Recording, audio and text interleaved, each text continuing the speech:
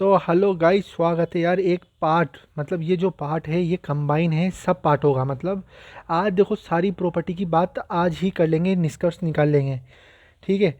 Property start करी थी determinant की। देखो यार ये डिफरेंट होती है मैट्रिक्स से। कैसे डिफरेंट होती है?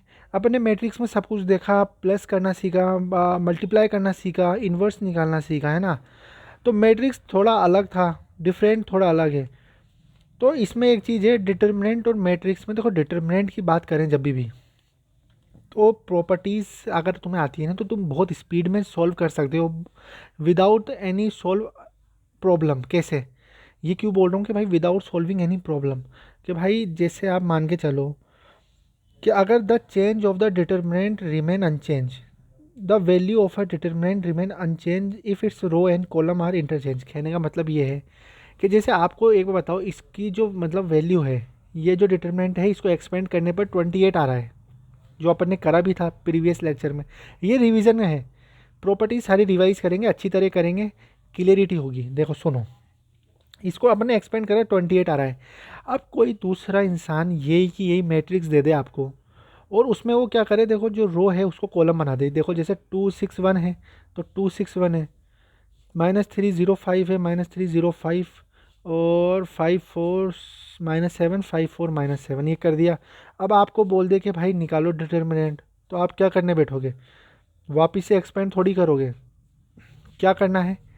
कुछ भी नहीं। अगर आपको प्रॉपर्टी याद होती तो प्रॉपर्टी क्या कहती है कि the value of a determinant remain unchange. Unchange मतलब चेंज नहीं होगी अगर if its row and column are interchange.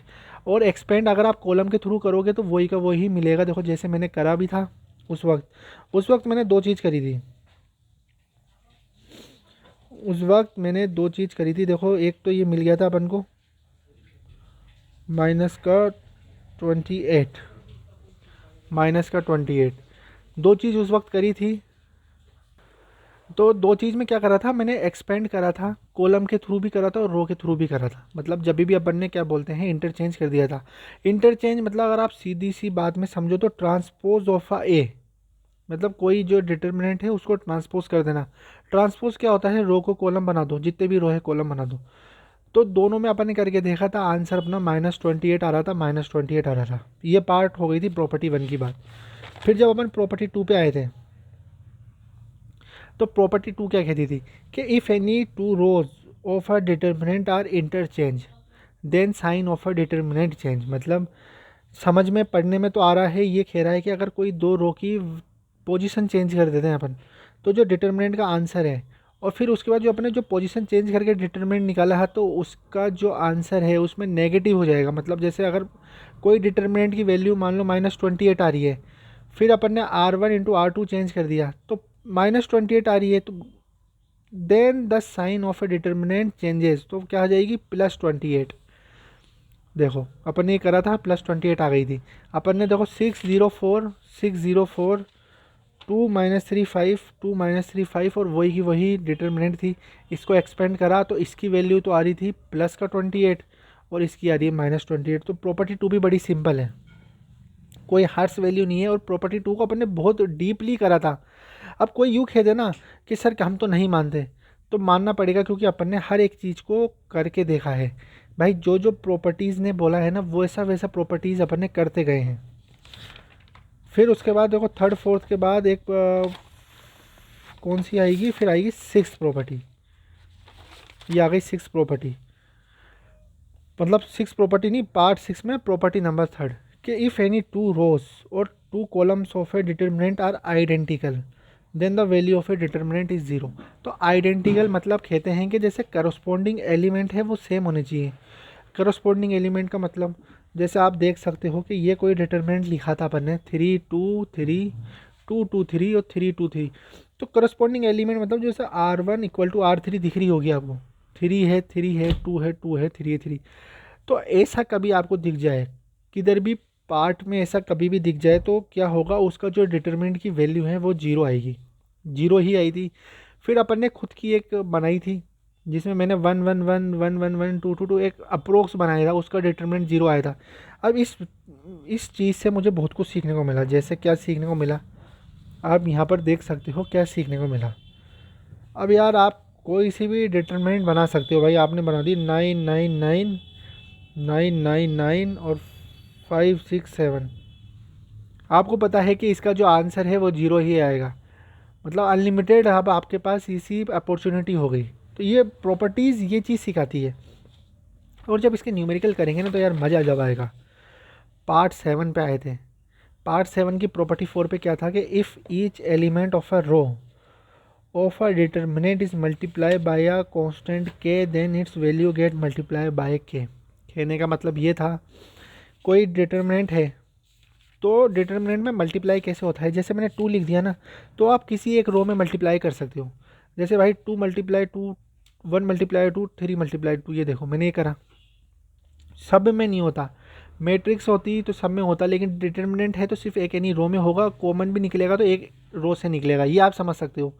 जैसे भाई 4 2 6 है, अगर कॉमन निकालना हो तो ये 2 बाहर आ जाएगा, 2 1 3 हो जाएगा। मैंने इसका डिटर्मिनेंट निकाला था, इसका डिटर्मिनेंट आया था -2। फिर मैंने इसका डिटर्मिनेंट निकाला था और इसका डिटर्मिनेंट आया था -2। मतलब ये जो प्रॉपर्टी थी ये भी सही सॉल्व हो चुकी थी कि अपन कॉमन भी निकाल सकते हैं, कॉमन निकाल के कुछ फ़ायदा होता है तो अपन डिटर्मिनेंट सॉल्व कर सकते हैं। इन द सेंस कहने का मतलब ये है सीधी भाषा में, 2 1 2, 2 2 4, 6 8 10 12 12 14 16। 2 यहाँ से निकालूंगा तो इधर 1 2 3 आ जाएगा, फिर 2 यहाँ से निकाल लूँगा 4 5 6 आ जाएगा, फिर 2 यहाँ से निकाल लूँगा तो 6 7 और 8 आ जाएगा। तो अब आप ये बताना ये जो मैंने करा ये गलत करा के सही करा कमेंट सेक्शन में, कि 2 एक सिंगल वैल्यू निकलेगी या 2 हर जगह से निकलेगा। तो ये आपके लिए सवाल है, पता लग जाएगा कि आप कितनी ध्यान से देख रहे हो वीडियो को। फिर उसके बाद अपन आए थे पार्ट 8 पर।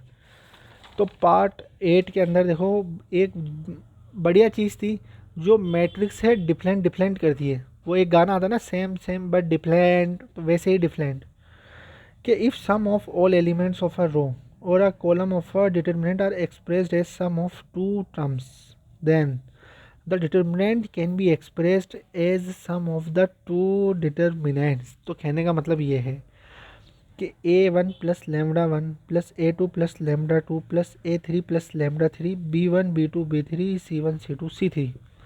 अगर इधर मैट्रिक्स होती तो matrix B1 plus B1 B2 plus B2 ऐसे करते थे अपन, लेकिन इसमें अपन कैसे, इसने बोला है कि अगर कोई एलिमेंट 2 है, देखो इसने लिखा हुआ भी है, if sum of sum, if sum कुछ और all element of a row और column determinant as expressed as sum of 2 terms. कहने का मतलब ये है कि कोई भी एलिमेंट किसी रो में से ऐसे एक्सप्रेस्ड हो रहे हैं सम की तरह, सम ऑफ ए 2 टर्म्स, 2 टर्म में एक्सप्रेस्ड हो रहे हैं, देन जो अपन डिटर्मिनेंट एक्सप्रेस कर सकते हैं एज सम ऑफ 2 डिटर्मिनेंट, ऐसे सम ऑफ भाई A1 B1 एक बना दिया अपन ने, ये A1 B1 C1 A2 दूसरी बना दी lambda 1 V1 C1 lambda 2 B2 C2 lambda 3 B। इसको भी अपन ने करके देखा सॉल्व, तुरंत सॉल्व करा था ये वाले पार्ट प्रीवियस पार्ट में ही। तो देखो अगर इसका मैंने डिटरमिनेंट निकाला था जीरो तो इसका भी डिटरमिनेंट का आ गया था, कट गए थे सबको जीरो आ गया था। लेकिन ऐसे अपन ने प्रॉपर्टी लगा के सॉल्व करा तो तुरंत के तुरंत 2 लाइन में जीरो आ चुका था। और जो डिटरमिनेंट के बहुत सारे क्वेश्चन है ना एक्सरसाइज के, वो प्रॉपर्टी से सॉल्व होते हैं। फिर उसके बाद अपन बात करेंगे कि एलिमेंट्री ऑपरेशन कैसे लगते हैं डिटरमिनेंट के अंदर। तो आज की पार्ट 8 वीडियो रिवाइज़न वीडियो थी। रिवीजन वीडियो में आज के लिए इतना ही।